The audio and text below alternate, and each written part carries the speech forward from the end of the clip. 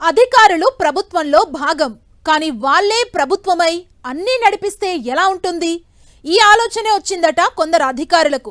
Political లీడర్లకు ఎన్నికల్లో funding చేసి వాళ్ళు గెలిచి ఉన్నత పదవుల్లో ఉంటే తమ దందాలు నడుస్తాయని లెక్కలు వేసుకుంటున్నారట. ఇలా ప్రధాన పార్టీల్లోని గెలుపు గుర్రాలకు విరాళమిచ్చి గెలిచాక వారి అండతో రెచ్చిపోతున్నారట కొందరు ఆఫీసర్లు. అలా విద్యుత్ శాఖలో ఓ అధికారి ఎపిసోడ్ వెలుగులోకొచ్చింది. రెవెన్యూ, పోలీస్ డిపార్ట్మెంట్లో కూడా కొందరు అధికారులు తామేం తక్కువ కాదన్నట్లుగా లీడర్లకు ఫండింగ్ చేసినా వారి జాబితాలో ఉన్నారట. అసలు రాజకీయ నేతలకు అధికారుల విరాళం ఎందుకు? అసలు ఏంటి ఈ సరికొత్త వ్యాపారం?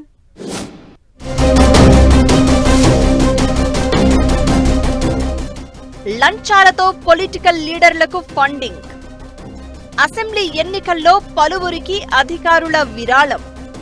గెలిచాక తమకు అన్ని విధాలా సపోర్ట్ చేసేలా ఒప్పందం. విద్యుత్ శాఖ ఇంజనీర్ల పొలిటికల్ ఫండింగ్ పై చర్చ. రెవెన్యూ, పోలీస్ ఆఫీసర్లు కూడా విరాళాలు ఇచ్చినట్లు టాక్. ఉద్యోగం ఉంటే సరిపోదు, మనం చెప్పినట్లు నడవాలి, అనుకున్న ఫైలు ముందుకు కదిలిపోవాలి, రెండు చేతులా సంపాదించాలి, కోట్లకు పడగెత్తాలి, తెర వెనుక ఉండి చక్రం తిప్పాలి. ఈ అత్యాశ, అధికార దాహమే కొందరు అధికారులకు దోపిడీకి దారి తీస్తోందట. బాలీవుడ్ వెబ్ సిరీస్ ను తలపించేలా ఓ కథ వెలుగులోకి వచ్చింది. అదే పొలిటికల్ లీడర్లకు ఆఫీసర్ల ఫండింగ్.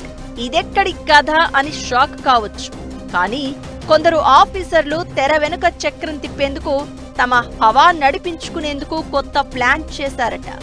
లంచాలు, బెదిరింపులు చేసి వసూలు చేసిన సొమ్మును గత అసెంబ్లీ ఎన్నికల్లో పలువురు అభ్యర్థులకు ఫండింగ్ గా ఇచ్చారట. కాంగ్రెస్, బీఆర్ఎస్, బీజేపీలోని గెలుపు గుర్రాలకు విరాళమిచ్చి అందులో గెలిచి ఇప్పుడు కీలక పదవుల్లో ఉన్నవారి అండదండలతో ఎడాపెడా దందాలు చేస్తున్నారట. తాము అనుకున్న పనులు చేయించుకునేందుకు, ఫైల్స్ క్లియర్ చేయించుకునేందుకు శాఖల్లో తమ ఆధిపత్యం నడిపించుకుంటున్నారట. ఈ క్రమంలోనే తెలంగాణలోని విద్యుత్ శాఖ సిబ్బంది లంచాల వసూళ్లు, అవినీతిపై కొత్త అంశాలు బయటకి వచ్చాయంటున్నారు. గ్రేటర్ హైదరాబాద్ లో లంచాల వసూళ్లలో పేరుగాంచిన ముగ్గురు విద్యుత్ ఇంజనీర్లు అసెంబ్లీ ఎన్నికల సమయంలో తమకు కావలసిన నేతకు విరాళం ఇచ్చారట. ఈ విషయాన్ని ప్రభుత్వం అంతర్గత విచారణలో గుర్తించిందట. ఒక ప్రధాన రాజకీయ పార్టీ అభ్యర్థికి ముగ్గురు ఇంజనీర్లు నేరుగా ₹1,00,00,000 విరాళం ఇచ్చినట్లు వార్తలు చక్కర్లు కొడుతున్నాయి. అసెంబ్లీ ఎన్నికలప్పుడు తమ పరిధిలోని పరిశ్రమలు, వ్యాపారుల నుంచి ఈ ముగ్గురు వసూలు చేసి ఎన్నికల ప్రచారం కోసం ఫండింగ్ చేశారట. ఎన్నికల్లో గెలిచిన తర్వాత తమకు అన్ని విధాలా అండగా ఉండాలనే ఒప్పందంతో విరాళం ఇచ్చినట్లు టాక్ వినిపిస్తోంది. విద్యుత్ శాఖలోనే కాదు, పోలీస్, రెవెన్యూ డిపార్ట్మెంట్లలో కూడా కొందరు అధికారులు ఇదే రూట్ ను ఫాలో అయ్యారట. కొందరు ఉన్నత పదవుల కోసం, మరికొందరు ఆస్తులు సంపాదించుకునేందుకు, ఇంకొందరు అధికార దర్పం కోసం రాజకీయ నేతలను ముందు పెట్టి వెనకుండి చక్రం తిప్పే ప్రయత్నం చేస్తున్నారట. ఇలా గత ఎన్నికల్లో పలువురు నేతలకు ఫండింగ్ చేస్తే అందులో కొందరు గెలిచి ఇప్పుడు ఉన్నత పదవుల్లో ఉన్నారట. అప్పుడు తమకు ఫండింగ్ చేసిన పలువురు అధికారులకు అన్ని రకాలుగా సహకరిస్తున్నారట పలువురు లీడర్లు. వాళ్లు అనుకున్న పనులు అయ్యేలా, కోరుకున్న పదవులు దక్కేలా ఆఫీసర్ల తరపున నేతలే ప్రభుత్వంలో చక్రం తిప్పుతున్నారట.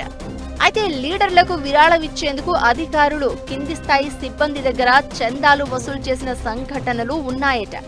అలా పై ఆఫీసర్ల కిందున్న అధికారులు పలువురు ఏసీబీకి పట్టుబడడంతో లీడర్లకు ఫండింగ్ చేసిన విషయం వెలుగులోకి వచ్చింది అంటున్నారు. ఏసీబీకి చిక్కిన అధికారులకు క్లీన్ చీట్ వచ్చేలా కూడా లీడర్లకు విరాళాలు ఇచ్చిన ఆఫీసర్లు తెర వెనుక ప్రయత్నం చేస్తున్నారట. అందుకు కొందరు నేతల సహకారం ఉన్నట్లుగా ప్రభుత్వ వర్గాల్లో గుసగుసలు వినిపిస్తున్నాయి. ఏదైనా అసెంబ్లీ ఎన్నికల్లో అభ్యర్థులకు ఆఫీసర్ల ఫండింగ్ అనేది మాత్రం పెద్ద చర్చకు దారితీస్తోంది. రాజకీయ నేతలకు విరాళం ఇచ్చేంత స్థాయిలో అధికారులకు సంపాదన ఎలా వస్తుందన్న చర్చ జరుగుతోంది. ఆఫీసర్లు కూడా తమ మాస్టర్ మైండ్ తో ఎవరు ప్రభుత్వంలోకి వస్తారు, ఎవరు గెలిస్తే తమ పనులు సాఫీగా జరిగిపోతాయనే దానిపై లెక్కలు వేసుకుని మరీ ఫండింగ్ చేసినట్లు చర్చ జరుగుతోంది. కొంతమంది రాష్ట్ర స్థాయిలో పేరున్న ఉన్నతాధికారులు కూడా గత అసెంబ్లీ ఎన్నికల్లో అభ్యర్థులకు ఫండింగ్ చేశారట. ఆ తర్వాత తాము కోరుకున్న నేతలు గెలిచాక వారి ద్వారా ఆర్థికంగా ప్రభుత్వ పరంగా లబ్ధి కూడా పొందినట్లు కింది స్థాయి అధికారులు చెవులు కొరుకుంటున్నారు. ఈ మొత్తం వ్యవహారం మీద ప్రభుత్వ పెద్దలు దృష్టి పెట్టినట్లు ప్రచారం జరుగుతోంది.